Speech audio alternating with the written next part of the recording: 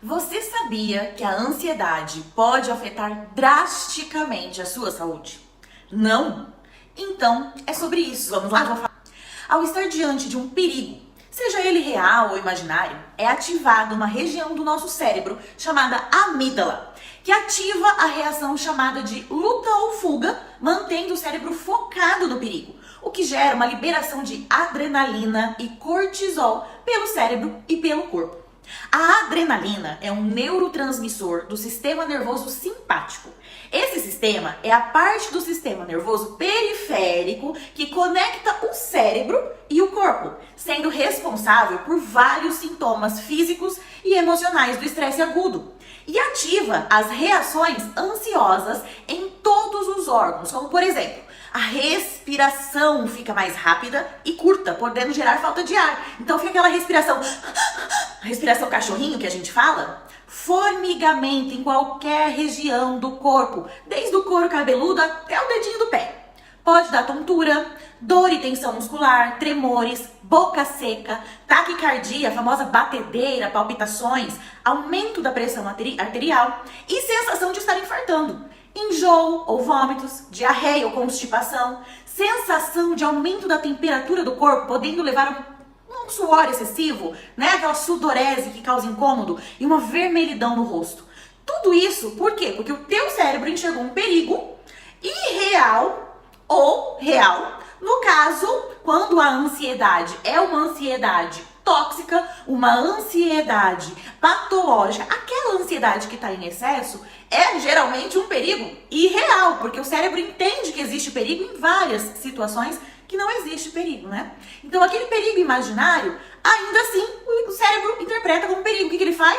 Ele vai lá e, ativa a amígdala. A amígdala te deixa em estado de alerta constante e faz o teu organismo liberar, então, adrenalina e cortisol. A adrenalina provoca todos esses sinais e sintomas que eu falei aqui pra você agora.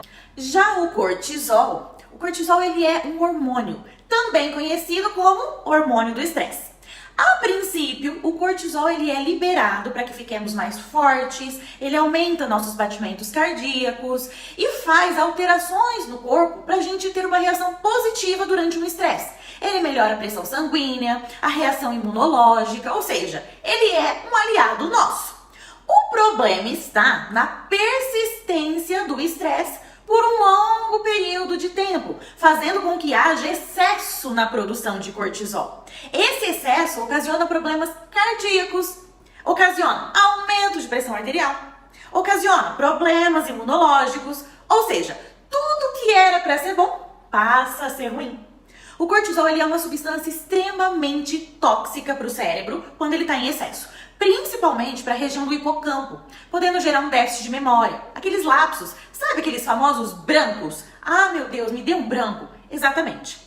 As reações físicas são importantes no contexto da ansiedade fisiológica, a ansiedade normal, porque elas ajudam no enfrentamento de um perigo real. Contudo, as reações físicas se tornam incômodas na ansiedade patológica, que é quando a ansiedade está em excesso, pois o perigo está somente no pensamento distorcido, ele é irreal. E aí você sente todas as reações sem ter o perigo para enfrentar.